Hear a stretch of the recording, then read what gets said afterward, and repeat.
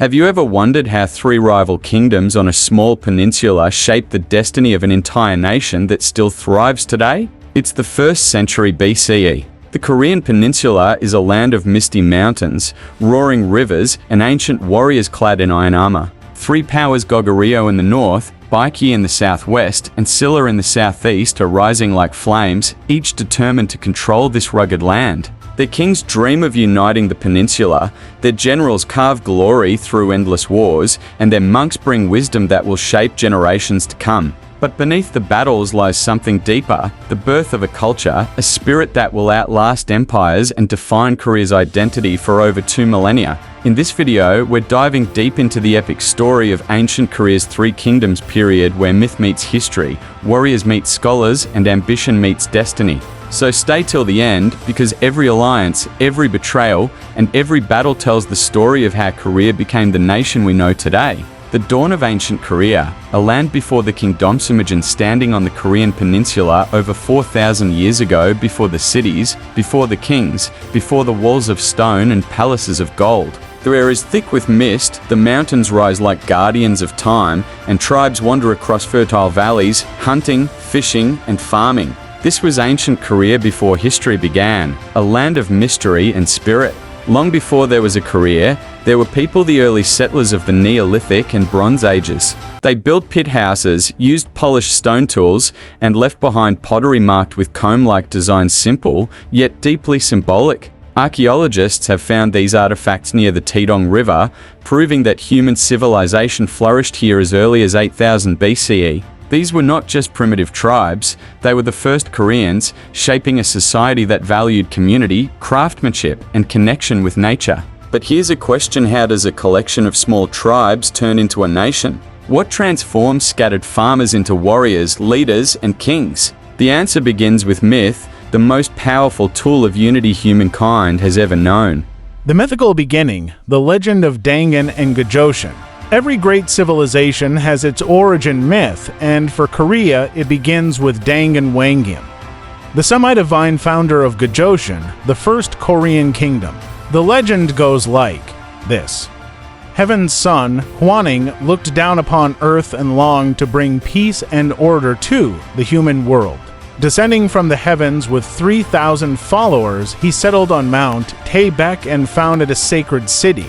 One day, a tiger and a bear came to him, asking to become human. Hwaning gave them a task to eat only garlic and mugwort and stay out of sunlight for 100 days. The tiger gave up, but the bear endured, transforming into a woman. Hwaning married her, and their son, Dangan, became the first king of Goguryeo in 2333 BCE. Sounds mythical, right? But beneath the story lies a powerful truth. It gave Koreans a divine ancestry, a shared identity, and a belief that their civilization was destined by heaven itself. That belief still resonates today. The National Foundation Day of Korea. Baekje celebrates this very moment, when heaven opened and a nation was born. To make a long story short, Dangan's legend turned the peninsula from a land of tribes into a land with purpose. The fall of Goguryeo and the rise of the proto-kingdoms. As time passed, Goguryeo evolved from myth into history. Archaeological evidence shows a complex state emerging around the Taedong and Liao rivers. The kingdom developed a legal system known as the Eight Prohibitions, one of the earliest forms of written law in East Asia. It also controlled vital trade routes between China and Manchuria, allowing it to thrive. But prosperity always attracts envy. Around 108 BCE, China's powerful Han dynasty invaded Goguryeo after a diplomatic conflict. The war ended with the fall of the Korean capital, Wangyam, and the establishment of 4 Han commanderies in northern Korea. It was a devastating loss, yet from the ashes of Goguryeo, new forces began to rise. Across the peninsula, independent tribal confederations like Baekje, Okjeo, Donji, and the Samhan Mahan, Jinhin, and Bayanhin emerged. These were not just small tribes, they were the proto-states that would evolve into the legendary Three Kingdoms. One might say, history works in cycles. The fall of one kingdom gives birth to many. The birth of the three kingdoms, Goguryeo, Baekje, and Silla. Between the 1st century BCE and 1st century CE, three kingdoms began to dominate the peninsula. To the north, Goguryeo rose like a mountain itself, fierce, proud, and unstoppable. It inherited the legacy of Baekje with powerful fortresses carved into cliffs and warriors trained for the harsh winters. Goguryeo's kings claimed divine descent, calling themselves the heirs of Dangan. To the southwest, Baekje blossomed along the Han River basin. With fertile lands and access to the Yellow Sea, Baekje became a center of culture and trade, connecting Korea to both China and Japan. Its people were known for elegance, diplomacy, and craftsmanship. To the southeast, Silla quietly grew. At first, it was seen as weak, a collection of small tribes known as the Jinhan Confederation. But Silla had something powerful: unity. Over time, it developed a strong centralized government and an elite warrior class, the Hwarang, who combined martial skill with moral virtue. Three kingdoms, three dreams, one land, and a rivalry that would shape a millennium of history. Goguryeo, the northern powerhouse. Let's start with Goguryeo, the kingdom that became synonymous with strength. Founded in 37 BCE by King Dongmyung, also known as Jumong, Goguryeo began in the rugged northern territories, now part of modern-day Manchuria and northern Korea. The story of Jumong itself is epic, a prince born from an egg chased from his homeland, who built his new kingdom by uniting warriors and tribes under his rule. Sounds mythical, but history supports the rise of a powerful northern confederation around that time. Goguryeo's geography gave it natural defenses, towering mountains, frozen rivers, and endless forests. It wasn't easy to conquer, and its people grew tough, adaptable, and proud. Archaeologists have found enormous stone fortresses such as Hwando and Gunny, as well as royal tombs decorated with detailed murals depicting soldiers, dragons, and celestial scenes, proof of a society both artistic and warlike. By the 4th century CE, under King Gwanggaeto the Great, Goguryeo became an empire that stretched from Manchuria deep into the Korean Peninsula. It conquered 60 for castles and over 1,400 villages, according to the Gwanggaeto stele, a monumental stone. Inscriptions still standing today near Jian, China. Goguryeo's military was unmatched, but it wasn't all about war. It adopted Buddhism in 370 to CE, built massive temples, and developed a strong bureaucratic system. Still, its identity was forged in iron and blood. To make a long story short, Goguryeo was Korea's ancient powerhouse, the shield of the north and the sword of the peninsula. Baekje, the maritime kingdom. Now let's turn our gaze southward to Baekje, the elegant kingdom of the rivers and the seas. If Goguryeo was the sword, Baekje was the silk, refined, cultured, and deeply connected with the world beyond Korea. Baekje was founded around 18 BCE by Anjo, one of the sons of Jumong, the same legendary founder of Goguryeo. Anjo and his followers migrated south, settling along the Han River basin, where fertile plains and river networks allowed agriculture and trade to flourish. From the start, Baekje's leaders understood one truth: power comes not only from the sword but from diplomacy and culture. Baekje became the gateway between Korea, China, and Japan. It absorbed Chinese writing, Buddhism, and administrative systems, then re-exported them to Japan, influencing the birth of Japanese statehood. Historical records from Japan's Nihon Shoki confirm that Baekje scholars and monks introduced Buddhism, Confucian ethics, and even art styles to the Yamato court. To make a long story short, Baekje was not just a kingdom, it was a cultural ambassador. Its pottery, pagodas, and bronze statues reveal a society devoted to beauty and balance. But make no mistake, Baekje was also a fierce competitor. Its navy controlled key coastal routes, and its armies often clashed with both Goguryeo in the north and Silla in the east for dominance. Baekje's secret weapon was its adaptability. When diplomacy failed, it traded. When trade failed, it fought.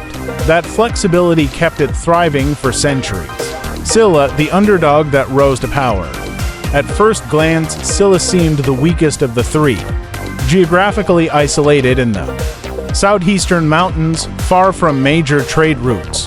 Founded around 57 BCE, Silla began as a loose confederation of tribes known as Jinhe. Its early rulers called themselves Isagium rather than kings, emphasizing consensus over control. Yet, within this apparent weakness lay hidden strength. Silla developed an intricate system of bone rank hierarchy, a rigid social structure that ensured loyalty and order. Every citizen knew their place, from the noble elite to the common farmer. This system prevented chaos and maintained unity during times of turmoil. But what truly made Silla extraordinary were its people, especially the Hwarang, or Flowering Knights. These were young noble warriors trained not only in combat but also in art, music, and philosophy. They followed a strict moral code influenced by Buddhism, Confucianism, and native shamanism. Their motto: loyalty to the king, filial piety to parents, courage in battle. It was this mix of discipline and spirituality that turned Silla from a quiet kingdom into a force of destiny.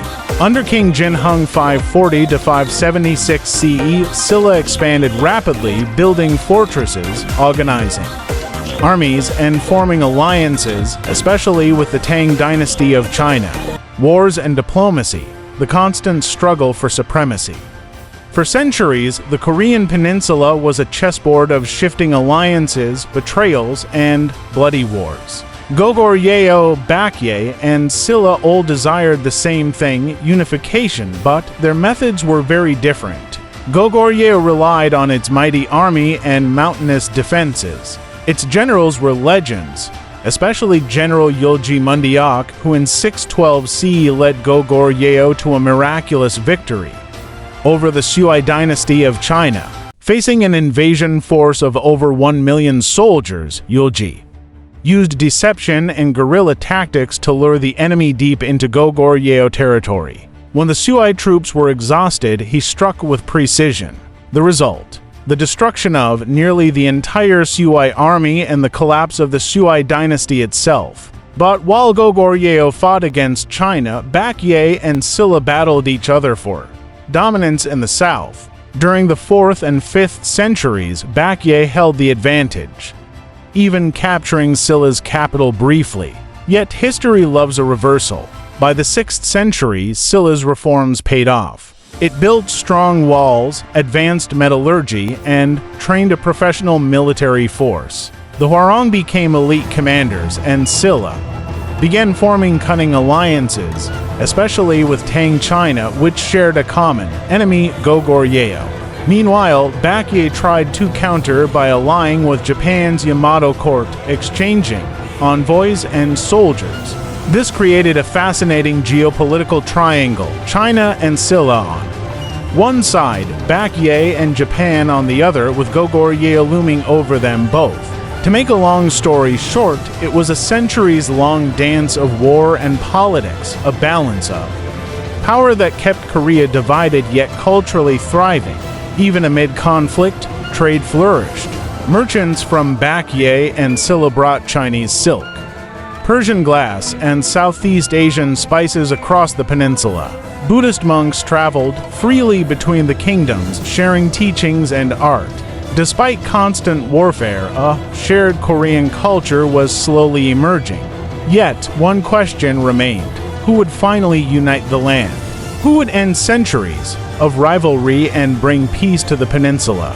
The answer was closer than anyone expected: Buddhism's arrival and transformation of society. It's impossible to understand the three kingdoms without understanding Buddhism. When this faith arrived from China in the 4th century CE, it did more than introduce temples and statues. It transformed the soul of Korean civilization. Goguryeo was the first to adopt Buddhism officially in 370 CE with the arrival of the monk Sundo from China's former Qin dynasty.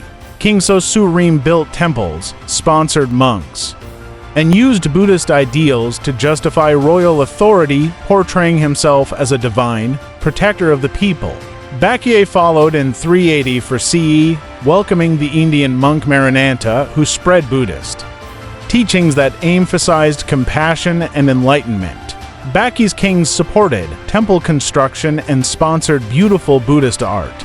Bronze Buddhist statues, serene and graceful, became the pride of Baekje's artisans. Finally, Silla, the last to adopt Buddhism in 527 CE, saw it ignite a revolution of the spirit. When the monkey Chadden was executed for preaching Buddhism, legend says his blood turned white like milk, a miracle that convinced King Baekje to embrace the faith. From that moment, Silla transformed into a deeply spiritual society. Buddhism brought new ideas of peace, karma, and cosmic justice, but it also strengthened royal authority and education. Temples became schools, and monks became philosophers and diplomats. Art, architecture, and innovation in the three kingdoms. If war defined their history, art defined their soul. Each of the three kingdoms, Goguryeo, Baekje, and Silla, expressed its power and identity through architecture, sculpture, and craftsmanship. Let's start with Goguryeo, the northern titan. Its two murals are world-famous vivid paintings depicting daily life, hunting scenes, celestial dragons, and even ancient sports. These murals, found in tombs like Anak and Kangso, tell stories not written in books. They reveal that Goguryeo people celebrated bravery, nature, and the afterlife. Their fortress, cities carved into mountain cliffs, showed advanced engineering that impressed even the Chinese dynasties. Baekje, in contrast, was elegance itself. Its capital cities Hanseong and later Sabi were masterpieces of urban planning. Baekje's artisans built graceful pagodas, such as the Myruk's, a temple pagoda, which still stands as a testament to balance and refinement. The Baekje people perfected bronze casting, pottery, and Buddhist sculpture, creating a soft and human-centered artistic style. Japanese art during the Asuka period was heavily inspired by Baekje craftsmanship, proof of its cultural influence abroad. And then there's Silla, whose art shone brightest during its golden age. The Bulguksa Temple and Siaguram Grotto are not just religious sites, they're national treasures and UNESCO World Heritage Monuments today. Silla gold crowns, found in royal tombs like Hwangnam Dechang, dazzle with intricate patterns symbolizing life, eternity, and divine power. These artifacts remind us that Silla's kings saw themselves not just as rulers but as living links between heaven and earth. To make a long story short, art was the language through which the three kingdoms spoke to eternity. The role of China, influence, and interference. No story of ancient Korea is complete without mentioning China. From the Han Dynasty onward, Chinese influence was everywhere: language, law, religion, even fashion. But influence doesn't mean domination. Korea absorbed China's wisdom and reshaped it to fit its own spirit. In the early centuries, Chinese commanderies like Lilang brought Confucian learning and bureaucracy to northern Korea. Over time, Goguryeo, Baekje, and Silla adapted these ideas to create their own administrative systems. Kings began ruling as Son of Heaven, mirroring Chinese emperors but with uniquely Korean interpretations of justice and loyalty. However, China wasn't always a friendly neighbor. The great empires Sui and Tang saw the Korean Peninsula as a frontier to control. Goguryeo in particular resisted Chinese invasions fiercely. The wars against the Sui dynasty in the 7th century were legendary, costing millions of lives and reshaping Asia's balance of power. Yet cultural exchange never stopped. Chinese monks visited Korean temples. Korean scholars studied in Tang academies. The Yamato connection, Korea and early Japan. Now let's sail eastward across the narrow sea to the islands of Japan. The connection between ancient Korea and the early Yamato state was deep and complex. It was not just trade, it was cultural transformation.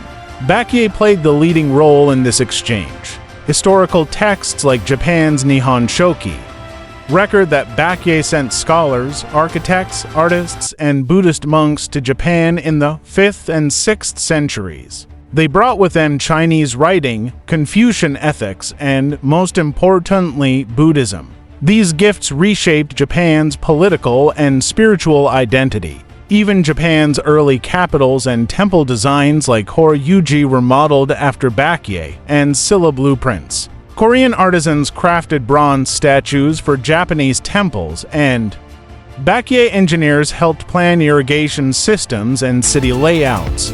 But it wasn't all peaceful cooperation. Japan often involved itself in Korea's wars, especially as an ally of Baekje against Silla and Goguryeo. The Battle of Baekje in 663 CE was a decisive moment. Silla and Tang China defeated Baekje and Japan's allied forces, ending Baekje's reign forever. Despite this loss, the cultural bond remained.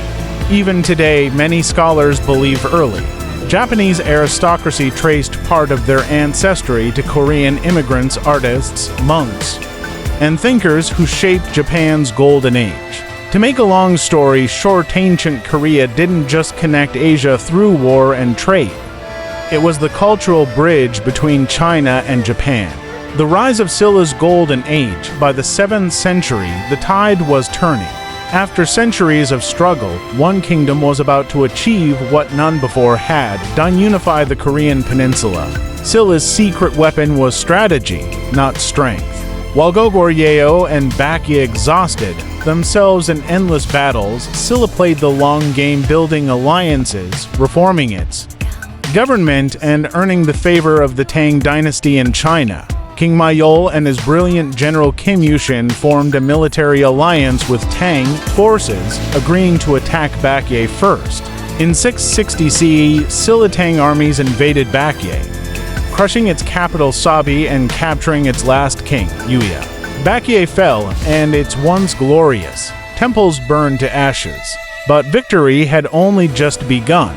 Goguryeo, the northern fortress, still stood strong under General Yeon Gaesaman. For nearly a decade, Silla and Tang troops fought bloody campaigns against Goguryeo's mountain fortresses. Finally, in 668 CE, Goguryeo fell, and for the first time in history, Silla unified most of Korea under one banner. Yet unity came at a price. The Tang dynasty tried to claim Korea for itself, forcing Silla to turn against its former ally. Through clever diplomacy and guerrilla warfare, Silla expelled the Tang forces and secured true independence by 676 CE. And thus began the golden age of unified Silla, a period of peace, prosperity, and unmatched cultural brilliance. The fall of Goguryeo and Baekje, the turning point. The unification of Korea did not come through peace, it came through fire. When Baekje fell in 660 CE, its once mighty navy sank in the Battle of Baekje, and its royal family fled to Japan seeking refuge. Meanwhile, the northern giant Goguryeo stood defiant, led by the fierce General Yeon Gaesaman. Goguryeo was no easy prey. Its mountains were fortresses, and its people were warriors. The Tang army, though vast, struggled to breach its strongholds. But after Yeon Gaesaman's death, internal strife tore the kingdom apart. His sons fought for power, weakening the nation just as the Silla-Tang alliance launched a final assault. In 668 CE, Goguryeo finally fell. After 700 years of division and warfare, the Korean Peninsula was now united under Silla's banner. But this unity wasn't built on conquest alone. It was built on the shared dream of peace, culture, and progress. Yet victory brought new challenges. The Tang Empire, now claiming credit for the conquest, attempted to turn Korea into a vassal state. But Silla, under King Munmu and General Kim Yushin, refused to bow. Through years of rebellion, strategy, and courage, Silla expelled the Tang army by 676 CE, securing full independence and birthing the unified Silla dynasty. This was the dawn of Korea's first true golden era. Unified Silla, Triumph and Transformation. Under unified Silla, the Korean Peninsula entered an age of peace and enlightenment that lasted nearly 3 centuries. For the first time, there were no major wars, no rival kingdoms, just one unified land, dedicated to progress, spirituality, and art. King Munmu, who succeeded King Myol, dreamed of an eternal Korea. According to legend, when he died in 681 CE, he asked to have his ashes scattered in the East Sea so he could become a dragon spirit guarding the kingdom forever. His tomb beneath the sea remains one of Korea's most sacred symbols. The capital, Jeongju, became a dazzling city of temples, palaces, and pagodas. It was called the City of Gold because of its beauty and wealth. Buddhist temples like Baekje and Seokguram Grotto reached architectural perfection, built not just from stone, but from devotion. Education flourished. Monks studied abroad in Tang, China and India, bringing back knowledge of astronomy, medicine, and philosophy. The Hwarong system evolved into a moral and educational code, guiding leaders to rule with virtue and wisdom. Trade expanded across Asia. Silla merchants sailed from Korean ports to Japan, China, and even Southeast Asia, exchanging silk, jade, gold, and ceramics. Korean ships became known for their craftsmanship and reliability. To make a long story short, unified Silla was not just a kingdom, it was a civilization. Everyday life in the Three Kingdoms before Silla's golden age, life in the Three Kingdoms was diverse yet deeply traditional. Let's take a glimpse into daily life before and after unification. Farmers formed the backbone of society. They lived in small villages cultivating rice, barley, and millet. Seasons ruled their lives: spring for planting, autumn for harvest, winter for festivals. Most people wore simple linen clothes, but nobles displayed luxury with silk, robes, and golden ornaments. Women held more power than one might expect. In both Silla and Goguryeo, women could inherit property and even rule. In fact, Silla produced 3 female rulers, including the wise and beloved Queen Silla. She was known not only for her intelligence, but also for her foresight, literally. Legends say she predicted the future by observing the flight of birds. Education was valued across all 3 kingdoms. Children of nobles learned reading, writing, and Confucian classics, while commoners learned trades, farming, or martial skills. Temples served as both religious and educational centers where monks taught literacy and moral discipline. Life wasn't easy, but it was meaningful. Every festival, every song, every sculpture reflected a deep respect for nature, ancestors, and the divine. Military strategy and fortification systems. Behind every legend of beauty and peace lay a foundation of discipline and defense. The 3 kingdoms were masters of military engineering. Goguryeo was unmatched in fortress construction. Its walls were carved into cliffs, often surrounding entire mountains. The Hwando Fortress and Anak tombs are proof of their architectural brilliance. Its soldiers were trained for guerrilla warfare, lightning attacks in rough terrain that crushed larger armies. Baekje, positioned along the rivers and coasts, built strongholds like Busasansing II, control trade routes and protect its ports. Its navy was among the most advanced in East Asia, using fast wooden warships capable of river and sea combat. Silla, though smaller, developed highly organized forces with specialized units like the Hwarong. They mastered cavalry tactics, archery, and mountain warfare. The Hwarong followed a moral code called Sesekogi, the 5 commandments of the secular world, which emphasized loyalty, courage, and honor. Fortresses, watchtowers, and beacon systems allowed instant communication across the peninsula. If an invasion came, within hours, the whole kingdom would know. To make a long story short, Korea's unity was earned not only through culture, but through iron discipline and brilliant military design. The economy and trade routes of ancient Korea. The economy of the three kingdoms was vibrant and interconnected. Each kingdom contributed something unique: Goguryeo with minerals and furs, Baekje with crafts and trade, and Silla with gold and agricultural wealth. The Silk Road extended its influence into Korea through China. Merchants carried exotic goods, Persian glass, Indian spices, and Roman coins have even been found in Korean tombs, proving just how global trade was. Ports like Nampo and Ulsan became centers of maritime exchange. Korean boats, powered by curved sails and sturdy hulls, traveled as far as Vietnam and Japan. Domestic trade thrived too. Markets in Gyeongju and Pyongyang bustled with potters, metal workers, and silk weavers.